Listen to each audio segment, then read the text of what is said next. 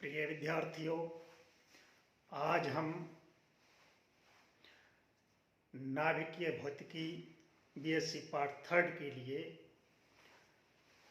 मूलभूत कण और उनके बीच में इंटरेक्शन यानी अन्योन्य क्रिया, इस पर आज हम विश्लेषण करेंगे, अध्ययन करेंगे और चर्चा करेंगे।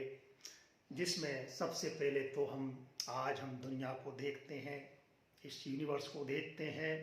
तो इसमें जो मूलभूत कण हैं जिनसे हम सबका निर्माण हुआ है, इस यूनिवर्स का अस्तित्व है, वो उनको हम कैसे क्लासिफाइड करें और उनके बीच में जो फोर्सेज हैं और उनका हम विशेष रूप से अध्ययन करें। तो मूलभूत कण और फंडामेंटल इंटरेक्शन, यही आज का विषय। और इस पर हम देखते हैं कि जो मूलभूत कण हैं, आज हम मूलभूत कणों को दो कैटेगरी में डिवाइड करते हैं। एक तो वे कण हैं जो फील्ड का निर्माण करते हैं यानी फील्ड पार्टिकल, और एक वे कण हैं जिन्हें हम मैटर पार्टिकल बोलते हैं, पदार्थ के कण। यानी जो मूलभूत कण जो हैं फील्ड पार्टिकल, और उसको हम फिर दो कैटेगरी में डिवाइड करते हैं। एक होते हैं लेप्टॉन, एक होते हैं क्वार्क। क्वार्क और लेप्टॉन ये आपके वे कण हैं जो सारे फील्ड पार्टिकल को, जो वे कण हैं जो पदार्थ के निर्माण में, पूरे पदार्थ को निर्माण करते हैं।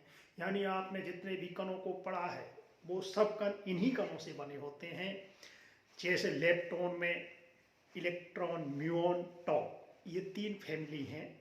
इन तीन फैमिली में ये पार्टिकल है 6 और इनके anti particle.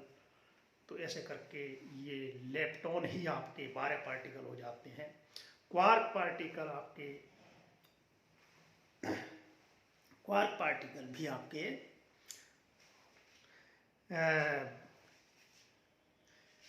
Up down charge strength top bottom, ये क्वार्क पार्टिकल हैं जो सारे हेड्रॉन कणों को निर्मित करते हैं। हेड्रॉन में मेसॉन, बैरियन जो कण होते हैं वो आते हैं। मेसॉन, बैरियन, बैरियन में प्रोटॉन, न्यूट्रॉन, इस तरह के कण आते हैं। हम ये कह सकते हैं कि अगर हम एटम को ही समझने की कोशिश करें कि एटम कैसे निर्मित हुआ है, तो एटम हम जानते हैं कि न्यूट्रॉन, प्रोटॉन, इलेक्ट्रॉन से निर्मित हुआ है। और न्यूट्रॉन, प्रोटॉन, बैरियन्स हैं, वो क्वार्कों से निर्मित हैं। और आपका इलेक्ट्रॉन लेप्टॉन है, तो लेप्टॉन और क्वार्क मिलकर के प्रोटॉन, न्यूट्रॉन का निर्माण करते हैं।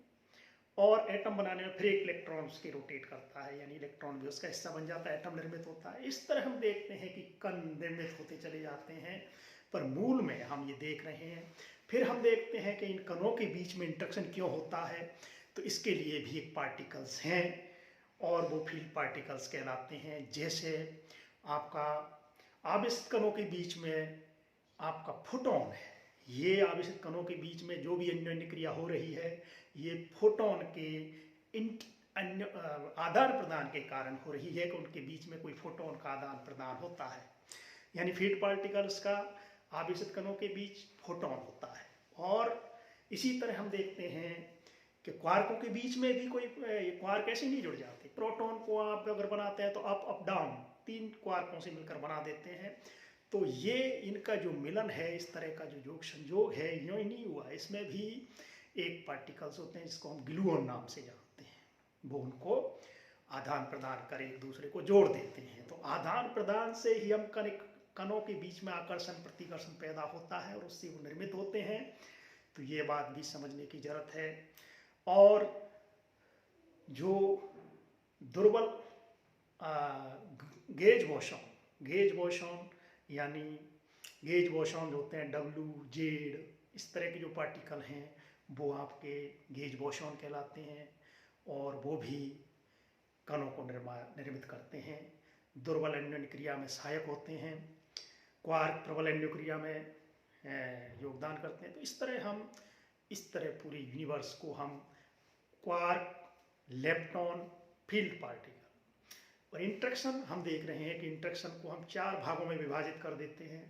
एक तो वे इंट्रैक्शन है जो द्रव्यमान के कारण पैदा होते हैं, ग्रेविटेशनल, गुरुत्वाकर्षण एक इंट्रैक्शन है जो पदार्थ के द्रव्यमान के कारण उनके बीच में लगता है।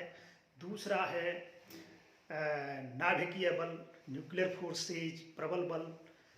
वो जो होता है वो क्वार्कों के बीच में एक तरीका से लगता है, या हम कहें कि नाभिक में जो प्रोटॉन प्रोटॉन न्यूट्रॉन न्यूट्रॉन उनको जोड़े रखता है। तो इस तरह नाभिक का निर्माण होता है। और नाभिकीय भौतिकी यहीं से शुरू होती है। जब नाभिक निर्मित हो जाता है तो नाभिकीय भौतिकी एक विशाल सब्जेक्ट है और नई क्रांति का जन्म देने वाला एक ऐसा विषय है जो एक नई तकनीक को जन्म भी दे रहा है, संलयन, विखंडन, परमाणु भट्टी, अणुबम, परमाणु बम। तो एक नाभिक, हम उस लेवल पर आ चुके हैं कि नाभिक की जो कण हैं उनसे हम ऊर्जा को प्राप्त कर रहे हैं, उनसे विध्वंस की भी बात कर रहे हैं, हम मानवता के हित की बात कर रहे हैं, मानव को मिटाने की बात कर रहे हैं। तो एक ऐसा आपके ये देखते हैं कि ये जो प्रबल बल है ये बहुत प्रबल है और इससे अणुबम निर्मित हो रहे हैं, परमाणु भट्टियाँ निर्मित हो रही हैं। और अब हम इसमें दुर्बल बल भी होते हैं जो बहुत सूक्ष्म रेंज में काम करते हैं, दुर्बल ही होते हैं। नाभिक में आपका बीटा पार्टिकल यूँ ही नहीं निकल जाता, वो दुर्बल आयनन क्रिया के कारण निकलता है। ये भी बात हमें समझने की ज़रूरत है। तो ये नाभिक में एक बहुत विशाल सब्जेक्ट है।